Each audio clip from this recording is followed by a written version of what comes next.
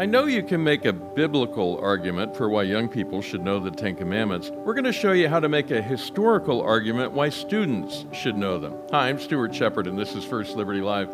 Thank you for liking and sharing our videos. I appreciate the fact that you just take that little extra step to click the thumbs up or share it with a friend. That's how we get to meet new people out there. Our guest today is Stephanie Taub. She is senior counsel here at First Liberty Institute, and she's joining us remotely where she's been on the road some. Hi, Stephanie. Good to see you. Hi, Stuart. Thanks for having me on. Glad to have you. Tell us a little bit about SB 433 that's being considered in Arkansas. You testified it yesterday at the state capitol. It's only 2.5 pages long. What's in there? What's it do? So this is a proposed legislation. It's a bill that is being considered in the state of Arkansas. So right now, Arkansas public buildings and schools have displayed our national motto, "In God We Trust." And so that is currently law. And this bill would add the Ten Commandments along with the national motto in schools and other public buildings across the state. And this is being something that's being brought forth in states around the country. Texas has a bill that's in play right now. It's passed one chamber already. It's there in play in Arkansas. Louisiana, I think, already put it into law. So this is something that's happening across the country. It's kind of fun to watch it happening. You went to Little Rock yesterday to the Capitol to testify to the lawmakers there. Tell us what you shared with them. How did you make the case for why this is a good thing? That's right. So I was fortunate enough to go there and support this bill. I was providing expert testimony about the constitutionality of this bill because people have questions and it's understandable to have questions. And so what I told the lawmakers, I first of all explained who we are and why we are subject matter experts in this.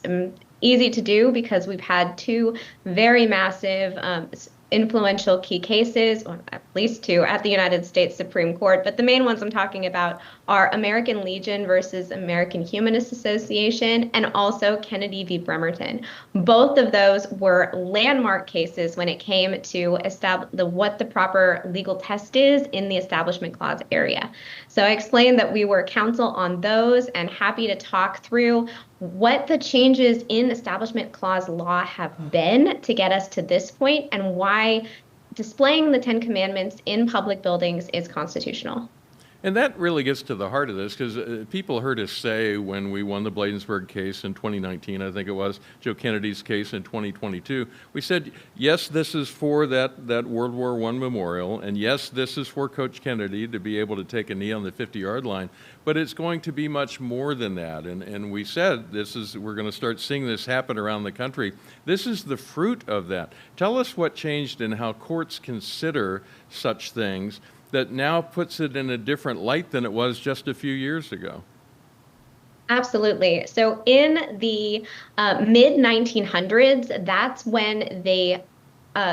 when the incorporation doctrine applied the Establishment Clause to the states. So that was the first time the Establishment Clause was applied to the states. And then in the 1970s, you have this case called the Lemon Test, which I think some of the would sound familiar to people that listen to First Liberty Live often. But the Lemon Test really put its thumb on the scales in favor of, against any sort of display or government action that had anything to do with religion. And so as a consequence of that test, there really has been this mistaken understanding that you need to scrub public spaces of anything that's even remotely religious, regardless of the historical value, the educational value, other sorts of values that these monuments, displays, actions could have. So that is a mistaken understanding. That Lemon Test has been widely criticized as being inconsistent with the original intent of the Constitution.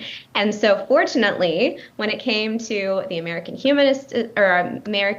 Legion versus American Humanist Association case and our Coach Kennedy case, the Supreme Court clarified once and for all that Lemon Test is no longer good law and has replaced it with a history and tradition test.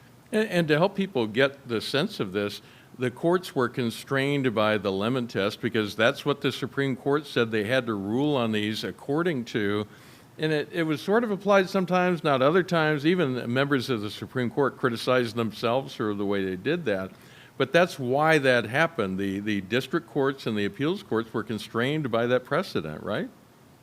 That's right. And that's why you had inconsistent uh, applications of that test. And you can see it even at the Supreme Court, even when you're just looking at Ten Commandments cases, because you had Supreme Court cases that ruled the Ten Commandments displays in public as being unconstitutional, and then you had them be ruled as being constitutional. And so when the courts applied the Lemon test, that's when it was held to be unconstitutional. And when they looked to history and tradition, it was held to be constitutional. Okay, so let's talk about history and tradition then, because that's the test we're under now. So that's the Supreme Court's direction to all those lower courts, district court judges and appeals court judges. How does that play out? What should the judges be looking for to determine whether an expression of faith in public is acceptable under the Constitution? What do they look to? So you look to whether the practice is deeply rooted in the nation's history and tradition. And here, fortunately, I was testifying along with Mr. Tim Barton, from Wall Builders, who is an expert on the history of this. And he brought with him several documents, several school curriculum that these books look like they were hundreds of years old. I'm not sure exactly how old they are, but they are really historical documents. Many of them, I'm sure, are from very early on in this country. And you can see the Ten Commandments is part of the school curriculum in these documents. And then he explained how there are Ten Commandments monuments posted on courthouses across the country, just such a rich history. And the reason why is because this is such a foundational document in the formation of law, of legal systems. And the Supreme Court is even recognized as such. In the American Legion case, the court said that, quote, the historical significance as one of the foundations of our legal system. I want to give you a real life example that's literally right outside the state capitol there in Little Rock. On one side of it, there are a lot of monuments and statues and memorials around on the Capitol grounds, but there is a rather large, solid granite Ten Commandments monument. And First Liberty is currently in the process of defending that under the law and the Constitution, which this, of course, supports that. The folks who are on the other side of that include a satanic temple, and they say, well, if you have the Ten Commandments monument, then we're going to design our own rather scary, gross, grotesque statue to also put on the Capitol grounds. When you look at those two under history and tradition, what's the difference between a Ten Commandments monument and the big, scary, ugly statue? Well, I think it's obvious in the way that you just framed the question. One has a rich history and the other doesn't.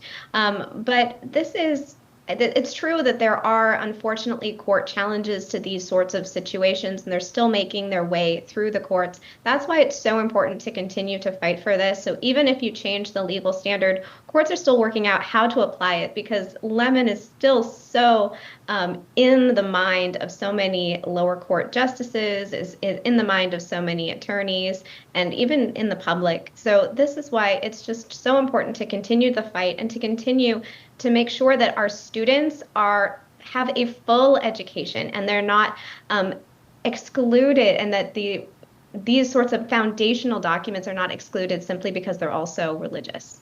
I want to hear you make the case for why students should at least have an academic understanding of the significance of the Ten Commandments. What's the value to a public school student to know that part of our history? What do they gain from it? It's such a foundational part of our history. It's one of the first laying out legal systems of law, and you can trace this sort of moral legal development from the Ten Commandments all the way up through today. And it would be really difficult to say that you have a fully complete education if you're not even familiar with what the Ten Commandments are and what they say. So that's why it's just so important to make sure that our children as they're growing up, that they have this full picture of the history of the United States.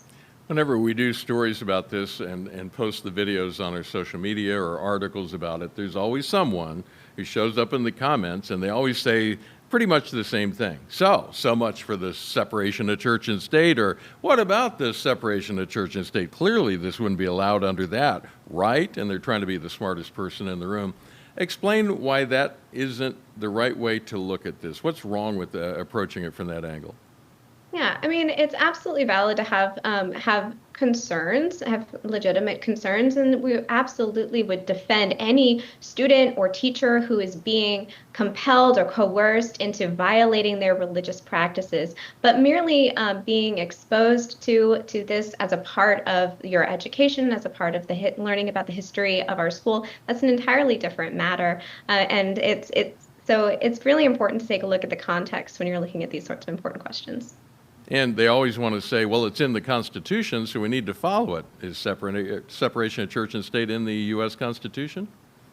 No, actually, it's in a letter from Thomas Jefferson to a church that's assuring the church that the government is not going to be overly and is going to give them freedom and not tell the church what they need to do. So that line it is ironic that it's often used in the exact opposite way of how it was intended. So to say that, oh, the government has to scrub any sort of reference to religion, that's absolutely not what it meant. And if you look at the historical understanding of the Establishment Clause at the time, you definitely did not see that kind of antagonism that some people think is required today.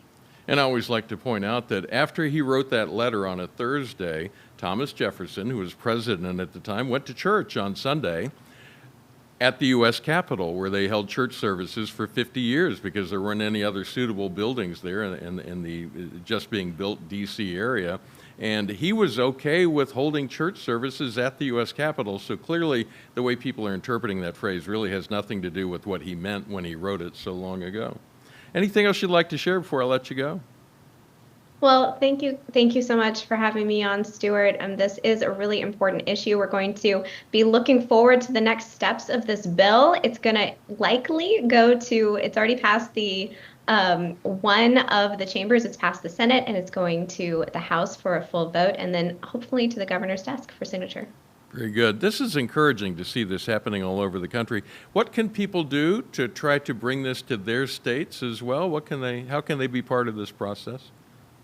Well, talk to your representative, reach out. There's always an opportunity for public comments when it comes to these sorts of bills. So if there is one being considered, you can go and speak for it when it comes to this.